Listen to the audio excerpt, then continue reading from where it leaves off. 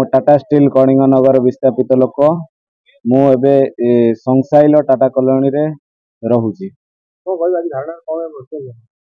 आमर धारणा होची विगत 12 वर्ष हेलानी आमको टाटा स्टील कर्तृपक्ष माने आमको खाली छलना एवं लिखित आकार रे देई दउचंती किंतु कौनसी कार्य फुलफिल करूनाहांती कि कौनसी कार्य से माने इम्प्लीमेंट करूनाहांती।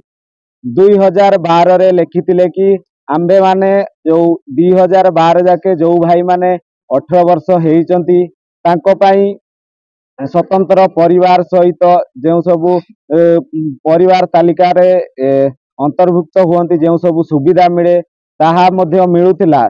तापरे 2018 रे ताकू बंद कर देले एवं जो चाकरी भी देबा कथा ताकू भी मध्य देले नहीं।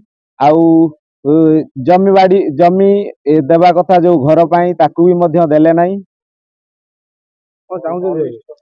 आमे चाहूचु कि ताहा मध्य लिखित आकार रे देइचंती तेणु ताकू भी मध्य इम्प्लीमेंट जल्दी ही करांतु एवं आमर एबे जो 5टा दाबी दिया हेइची ताकू भी मध्य फुलफिल करंतु।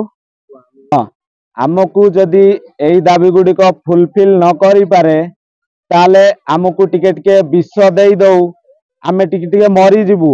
एमिति तो मरी मरी आसुचु एबे भी मरुचु नले एइठी मरिबु विष देई दियो टिके टिके मरी जिबु आउ किछि आमको उपाय भी देखा जाउ नहीं। तो आमे एक्चुअली एबे सब तक आम जमी हरैछु घर हरैछु सब किछि जिंस आमे हरै साला परे भी हमको किछि मिलुनी सेते पे आमे चाहू कि हमको भी मिलु हमको भी टाटा स्टील रे परमानेंट जॉब मिलु। हमको ए पर्यंत झियो मानन को ए पर्यंत किछि भी अपॉर्चुनिटी दिया है नहीं तो आम झियो मानन को अपॉर्चुनिटी मिलु कोन पे मिलुनी हमको मिलु।